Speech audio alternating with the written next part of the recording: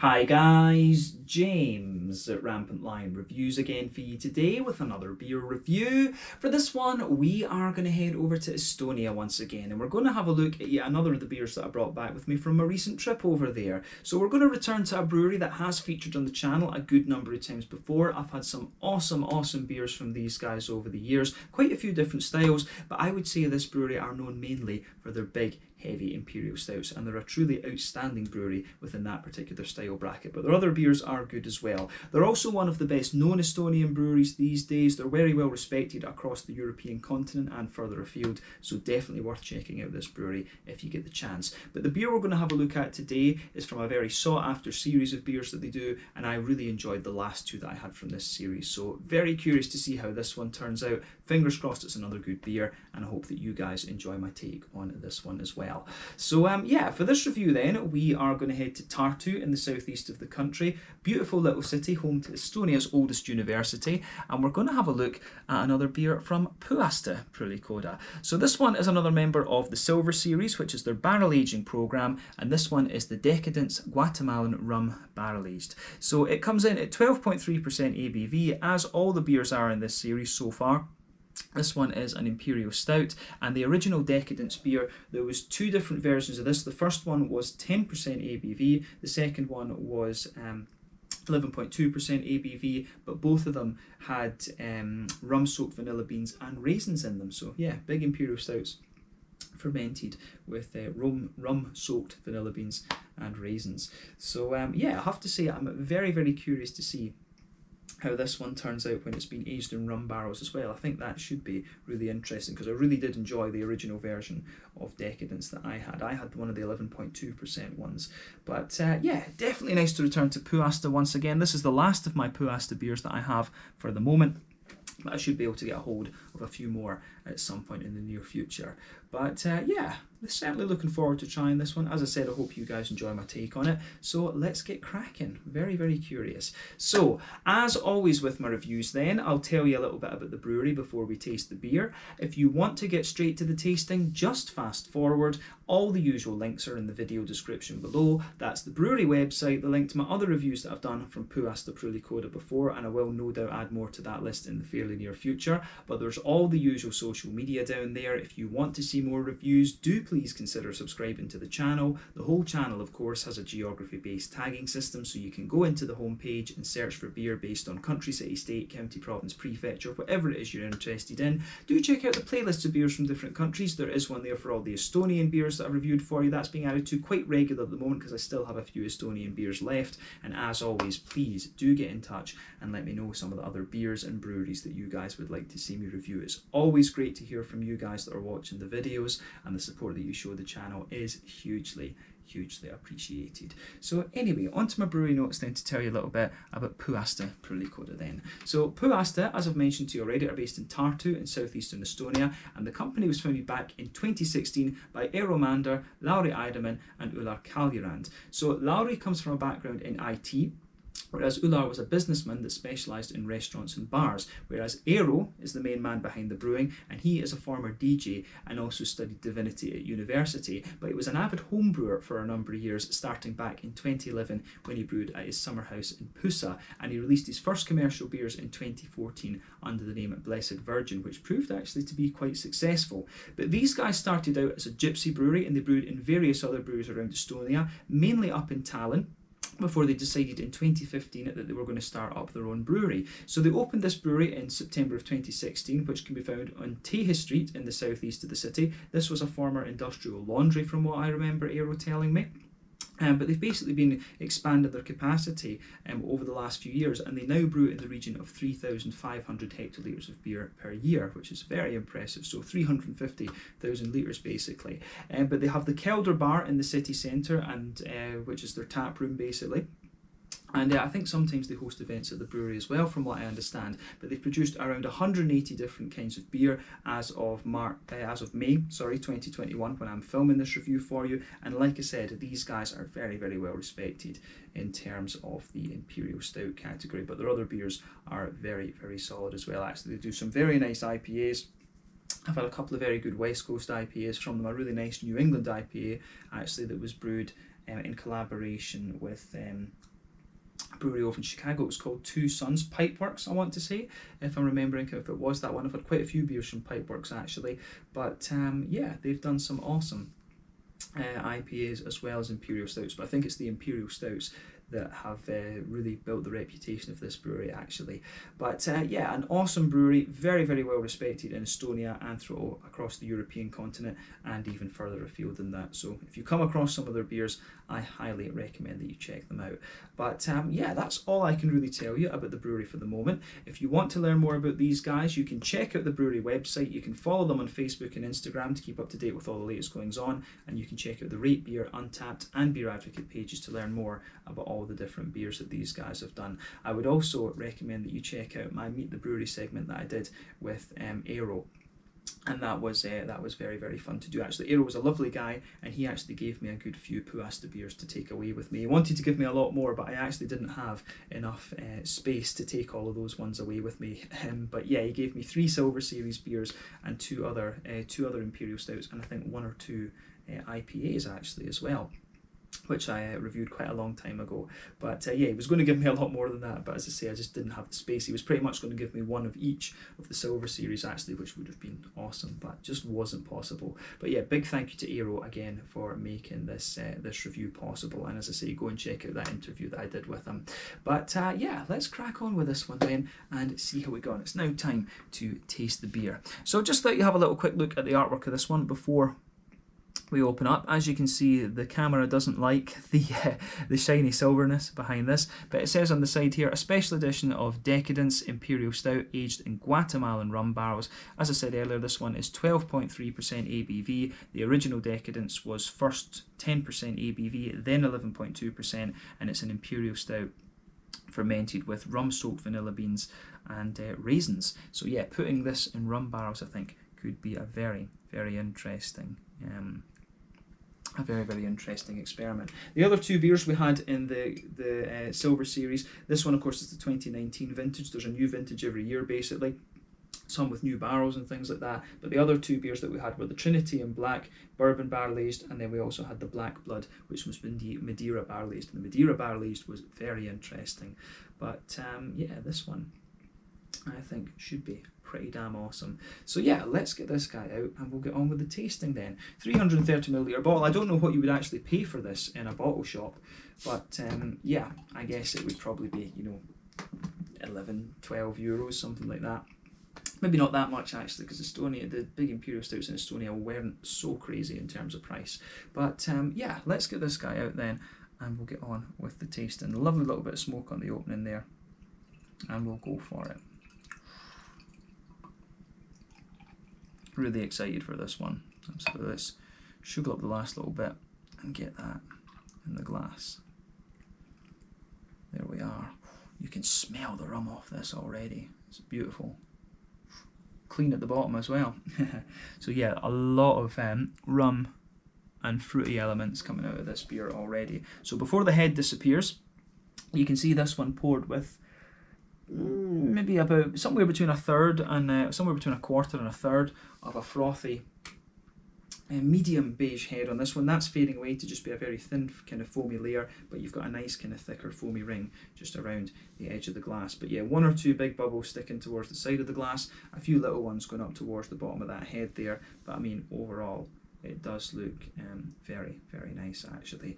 So yeah, in terms of the colour, as you can see and as you would expect, this is a lovely dark ebony rosewood, and yeah, you wouldn't expect anything less from a big Imperial Stout like this. Of course, remember the colour of your beer is dependent on 1, the type of malts that you use, 2, the length of your wort boil. The longer you boil the wort, the more the sugars caramelise, and thus you get a darker colour of beer, but the initial malts that you use play a big role in that. Barrel aging and adjuncts can also affect the colour of the beer, but you know, when it comes to an Imperial Stout like this, it's very rare that those will actually do anything. I've only seen it happen once or twice actually, and that was also with a Puhäste beer where they put beets in it, which was quite interesting. You can see that the beer, the big Imperial Stout, had a little bit of a kind of purpley tint to it, which was interesting. But if you shine the light through this beer, this one, it's only around the very surface of the beer that you get a little bit of that kind of Coca-Cola coloured edge to it, but it certainly looks Very, very nice actually. So yeah, nothing too surprising about the appearance of this beer. So let's have a look at the aroma then and just see how we get on with this one. I'm very, very curious about this for sure. That I will say, you know, with these Silver Series beers from Puhäste, they're just absolute monsters. They are just absolute monsters. Just absolute craziness, this beer. So, where do we start with this one? Where do we start with this one? It's rum all the way, but you know, what else would you expect?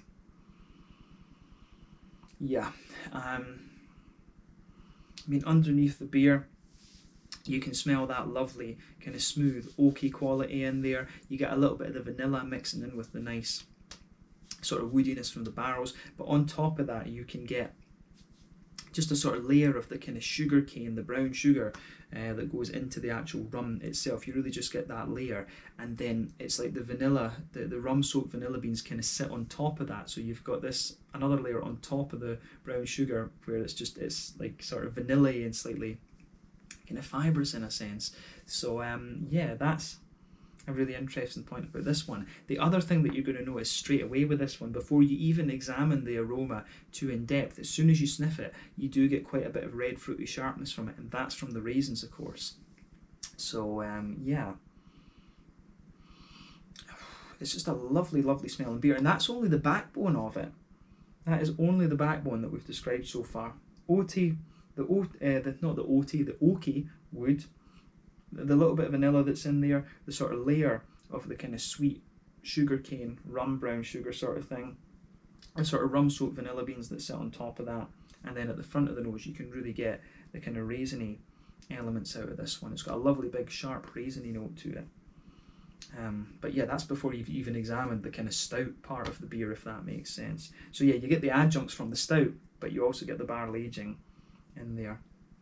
But yeah, it's a beautiful, beautiful smelling beer, this one. You might get one or two little nutty undertones to this, which is kind of understandable. You get these in quite a lot of Imperial Stouts, in honesty. But yeah, the aroma of this beer is just unreal. So yeah, you get a lot. For me, you can smell, on top of all those things I've described, you do smell like a big oily treacly molasses kind of element coming out of the beer, which I can really appreciate. So yeah, lovely big treacly molasses sort of thing coming out of this one. Absolutely. And remember, an Imperial Stout like this is going to undergo a boil of like 4 or 5 hours, something like that, and then you've got all this barrel aging stuff on top of it, so that's going to caramelise the sugars a hell of a lot. But yeah, the big treacly molasses sort of thing that sits there in the middle of this beer is another nice layer to it. But as you move further out from that, you do get a wee bit of a sweeter caramel to it, a nice big sweet oily caramel, and then there's a kind of chocolatey flavour comes out of this too. So I really like how that side of the beer goes about its business as well. So yeah, thumbs up to Puhäste on that count as well. So yeah, wee bit of a high cocoa, dark chocolatey note coming out of this one, like an 80-90% cocoa chocolate. There are one or two little kind of bready elements in there as well, like a bit of a kind of wholemealy brown bread. I do get a little bit of that the more that I smell of the beer. But then yeah, dark chocolate, as I say, a little bit of a kind of brown bready element to it, and then the big treacly molasses brown sugars in there. You also get a little bit of nuttiness too, but that's only the malty side of the beer that we've covered so far. I always find it a little bit hard to speculate on what kind of malts you have in a barrel aged beer, because you know the infused flavours that you get from the barrel aging kind of take over quite a lot actually. But yeah, the malty and barrel aging side of this beer is just beautiful, and you know, as soon as you smell one of these, you're going to see exactly why these beers are so sought after. But yeah, just ridiculously good stuff again. But on the hoppy side of things, you know, when you barrel age the beer, of course, most of the hoppy character is kind of going to drop out. But in fairness, I think you can still get a little bit of the green component in this one. There is a wee touch of earthiness there for me. It's kind of, you know, you get a wee a little hint of a kind of floral aromaticity at the front of the nose, and a little bit of grassiness as well, maybe even a teeny touch of zestiness there. But that it kind of mixes in with the red fruity character that this beer has. Like I said earlier, the raisins that are in this one give you a really sharp note on the nose right from the offset, but there's a bit more complexity to the fruity side of the beer than that. And in fairness, I think it does become a little bit cakey almost, in a sense, like a sort of Christmas puddingy, fruit cakey sort of thing. You do get a little bit of that out of this beer, the more that you drink of it. So yeah, I do get a wee bit of a plummy note underneath. There is a sort of figgy element in there as well, some black currants and a sharper blackberry. But yeah, the big sharp raisiny note that you get out of this one is really interesting. The fruits for me come across as quite sharp. The raisins kind of dominate, and the other fruits that I mentioned are a little bit more of a kind of subtlety, in a sense. So yeah, do take a little bit of time to ponder that aroma over before you get stuck into it. But yeah, I'm certainly very curious to see what this beer has in store for us. So as I always say, ponder over the aroma, but I think it's about time that we tried this one then. So this one is the Dekadents Guatemalan Rum Barrel Aged, coming in at 12.3% ABV from the Silver Series by Pühaste Pruulikoda in Tartu in the southeast of Estonia. Once again, thank you to Aeromander from the brewery for making this review possible. This is my last Puhäste one that you'll see for a little while, unfortunately. But I will make sure I get some more beers from these guys at some point soon. But let's get stuck into this one. Slàinte, skål, cheers, and tervisix.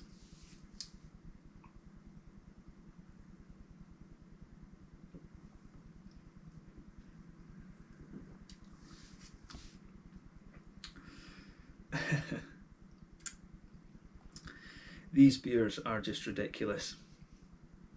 They're just absolutely ridiculous. You know, there's a lot of barrel aging programs all over the place now, but Puhäste they just knock it out of the park. Honestly, it's crazy. It's just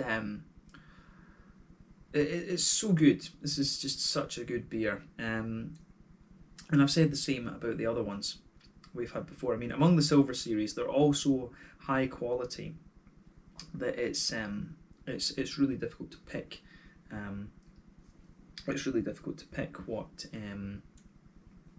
ones that what ones you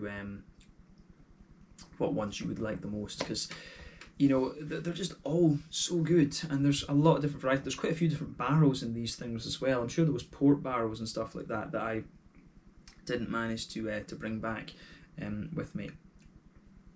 But yeah, this is just another, again, it's just a lovely beer. So yeah, let's try and break this one down for you again. But just, if you see the Silver Series beers, you know, you're in for a treat with these. They might be a little bit expensive depending on where you are in the world, but you're going to get a good quality beer, no doubt about that.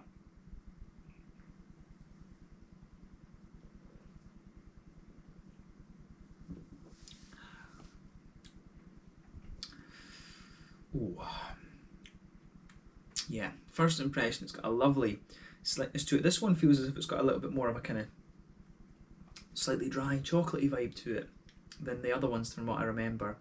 But yeah, not sure how accurate that statement is, because it's been quite a wee while since I had the last ones. But whatever, this is just an awesome, a ridiculously good beer. So yeah, let's try and break this down for you then. So where to start? Backbone of the beer is you can get that nice smooth oaky quality there. And the thing that's interesting about this beer, the first thing that strikes me is you've got the barrel aging part of this beer, and the barrel aged layers, they really strike me not as being quite thin, but just as really condensed together. And then you've got a layer of kind of slightly drier chocolate sitting on top of that. That's quite interesting, actually. And the thing you have to remember when you're tasting different beers, your palate evolves all the time. It really does. So it might well be that because I know kind of roughly what to expect from these beers, I don't find them quite as kind of thick and things as I used to. You've always got to remember this. But yeah, regardless, it's just a beautiful beer. But yeah, nice oaky smoothness goes right across the middle of your palate there. If you go on to the front half, pardon me, of that kind of middle third of your tongue, on the woody part, that's where you get the nice kind of more vanilla elements of the wood coming out for me. And then on top of the wood, you've got that kind of, that sort of thin layer, if you like, of those rum brown sugars, that kind of sugar caney, rummy kind of flavour that goes in there. And then, as I say, on top of that kind of rum, that sort of rum brown sugary layer, that's where you get that slightly, that kind of smooth, a slightly dry chocolatey quality out of it. It's not kind of powdery or bitter or anything like that, but yeah.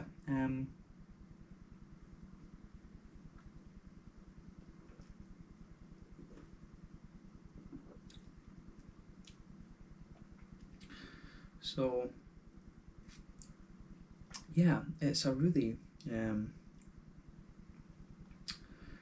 just crazy beer, this one, and how it goes about its business. This one actually does feel quite a bit different from some of the other ones. I find this one is maybe a little touch drier actually than the bourbon was, and the Madeira, which is quite interesting. But yeah, as I say, that chocolate layer that just sits on top of the kind of brown sugary layer of the barrel aging is quite interesting. So yeah, nice, smooth, but slightly dry chocolate there. I would go as far as saying that it does dry out a little bit further the further you go into the aftertaste with the beer, absolutely.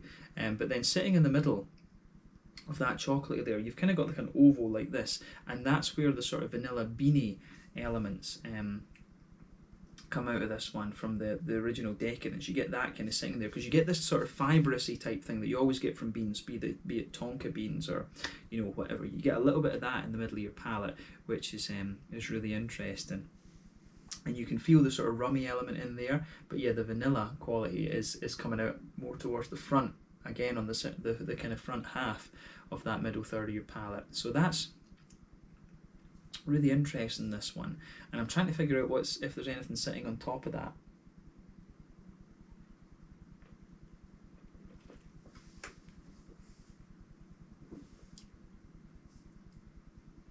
So yeah, sitting in the very centre of your palate, of course, you do have a wee bit of that kind of treacly, molassesy sort of thing. But it's interesting because again, you can feel the sort of rum barrel aging kind of coming into that as well, and you get a bit more of that kind of sugar caney, slightly toasty brown sugar element in there. So a bit of a kind of concentrated treacly molasses sort of thing in the very middle of your palate. That gives you the booziness. But as I say, if you move forward out from that, you get a little bit more of a kind of sugar caney, rummy type element from this one as well. So yeah, it's kind of interesting. The vanilla, those rum-soaked vanilla beans are giving a lot of fruitiness to the beer in the middle, and I think that's the interesting point about this one, because the bourbon barrel age brown sugars come across as a little bit more smooth, and the Madeira rum barrel aged ones, they had a lot of fruitiness within the brown sugars, whereas the brown sugars in this one are interesting in the sense that they seem to be a little bit more, the brown sugars from the barrel aging in this one seem to be a bit more kind of spread around the palate. So yeah, it's interesting, this one. It's a really layered beer, this, in a lot of ways. So yeah, oaky woodiness, bit of vanilla in there, then you've got the layer of brown sugars from the barrel aging, then you've got that chocolatey layer I talked about, then the oval with the kind of fibrousy vanilla kind of elements, the fibrousy beanie elements with the vanilla coming out a little bit further forward. On top of that, a kind of treacly, molassesy layer, and then again you get a little bit of that sort of rummy brown sugar just kind of sitting on top of the treacly molasses layer. And as you go further out towards the edge of your palate, it does get a little bit more kind of toasty in a sense, which is actually, it's really quite interesting. So yeah, I can appreciate how that goes together. But yeah, that covers the middle third of your palate, and that's where the most complexity in the beer is. But yeah, on the border region between middle third and back third of your palate, you can feel there's almost a little slight touch of a cakey build up in there and a wee bit of bitterness sitting on the top. But then as you go into the back third of your palate, you get a little bit more of a you do get a little bit more of the kind of barrel aging again. You get a little bit of the kind of chocolatey layer, but sitting on top of that, you get a few of the kind of more airy, yeasty esters there. Not esters. You get a bit more of the kind of airy, yeasty kind of slight breadiness, if you like. So you can feel that. So when you start at the back of your palate there, you can feel the flavour's quite tall, but then it condenses down as you move further forward. As you reach that border region, it condenses down quite dramatically, and then the middle third of your palate, the flavours feel quite, you know, kind of compressed and close together actually, which is interesting. But yeah, from the malty, yeasty side of things and the barrel aging, spot on. Very, very nicely done once again. It's a sipper, this beer. I can feel the alcohol going up here already. But yeah, on the hoppy side of things then, let's look at that.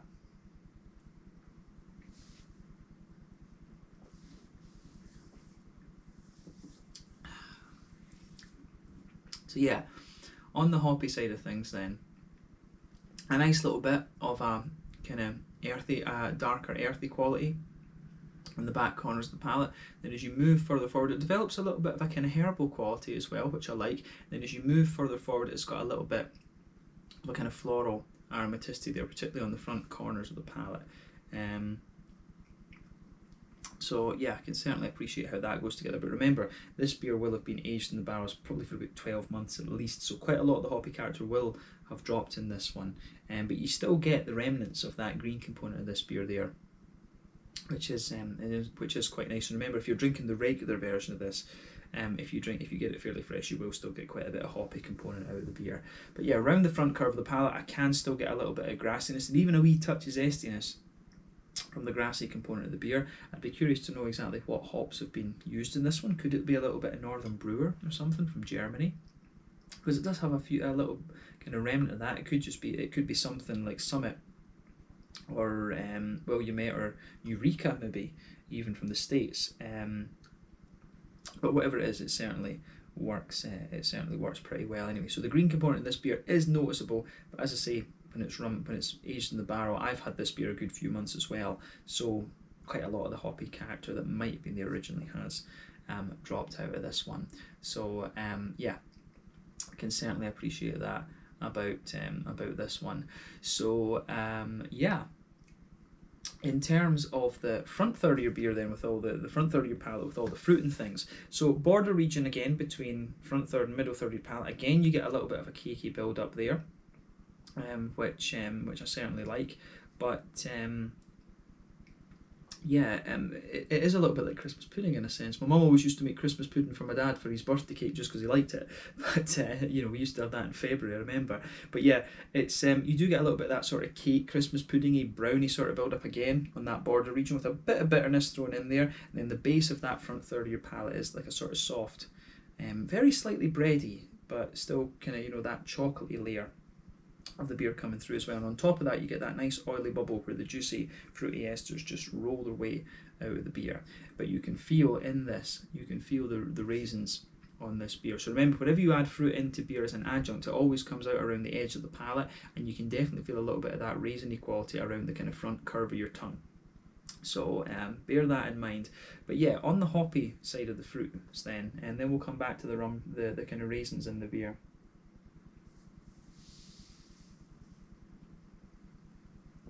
So for me, the fruits have got a sort of mix of slickness and oiliness going on. So at the back of that front third of your palate, you do get a nice little bit of a plummy note coming out of it, but there's a little bit of a prune and a kind of dried, there's a sort of pruny, dried, fruity element in there as well, which I certainly like. As you move further forward from that, it gets a little bit more, kind of figgy in a sense, which I can certainly like. So you do get a little bit more of a kind of figgy note as you move further forward from it. Then as you go onto the front half of that front third of your tongue, definitely a little bit of a black curranty layer, then an oily sort of blackberry element coming out of it as well. And you get a wee bit of the kind of sharpness there on the front edge too. But like I say, the sort of the raisins that were in this beer, the original beer, I think they come out. You can get a little bit of that kind of sitting on top, like you get a wee bit of the kind of rum brown sugar sitting on top of the fruits the further you go into the aftertaste, but you can also feel the rummy raisins you can feel the rummy raisins just kind of coming out of the around the side of the palate as well. And as I say, if you add fruit into beer as an adjunct, it comes out on the sides of the palate and suppresses a little bit of the hop quality, and you definitely get a wee bit of that in this beer for sure. But yeah, this is a ridiculously good Imperial Stout once again. But as I said earlier, I am not surprised when it comes to this brewery. So yeah, this one, the flavours in this one come out in a slightly different way, which I can certainly appreciate. But yeah, big thumbs up to Puhäste once again. So awesome, awesome beer. I can feel the alcohol going to my head with this one now, so let's round off with the mouthfeel. So overall,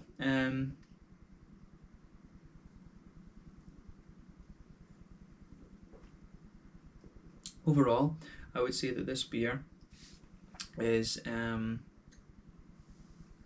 overall I would say that this beer comes in at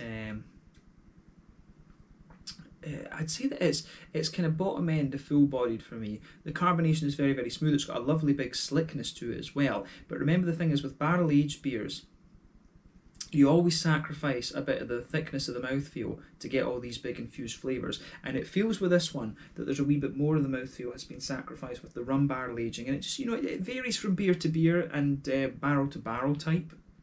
Barrel type to barrel type, I should say.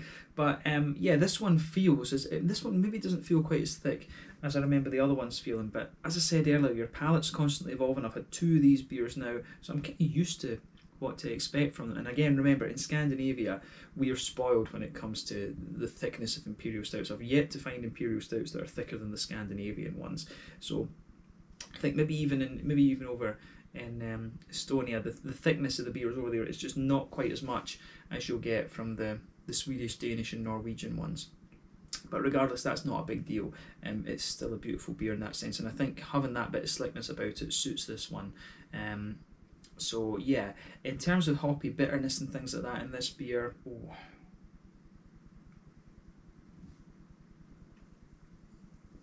you know, not a lot of bitterness in this one, maybe 50 IBUs at the most, I would say. The malty base in this one is the barrel aging, stuff like that. It's got a lovely big smoothness to it. It develops a lot more sweetness the further you go into the palate, into the aftertaste, I should say, and you get more and more of the vanilla and kind of cakey elements coming out of the beer a little bit later. So maybe develops a little bit of a kind of cakey bitterness and stuff like that. But otherwise, it's nice, and the fruitiness is quite oily and quite slick at the same time. But whatever, it's an awesome, just beautiful, beautiful beer, this one. So massive thumbs up to Puhäste once again, and a huge thank you to Aero for giving me this beer. I really hope that I can review a few more of the different beers in this series at some stage soon. But let's round off the review there then. Once again, thank you for watching my beer reviews. Until the next time, please like, subscribe, share, all the usual YouTube stuff. Let me know what your favourite beers are from Puhäste. Let me know what your favourite beers are from the Silver series as well. What is your favourite barrel that you like these beers to be aged in? But this one was ridiculous once again. I'm very happy that I got to review this. This was the Silver series Dekadents Guatemalan Rum barrel aged, coming in at 12.3% ABV, a big Imperial Stout from Pühaste in Tartu in the southeast of Estonia. Just ridiculously good beer once again, but that's what we've come to expect from this brewery. Thank you again for watching my reviews. Check out my social media, check out Puhäste Pruulikoda, and have a go at some of their beers. Slàinte, skål, cheers, and see you guys in the next review.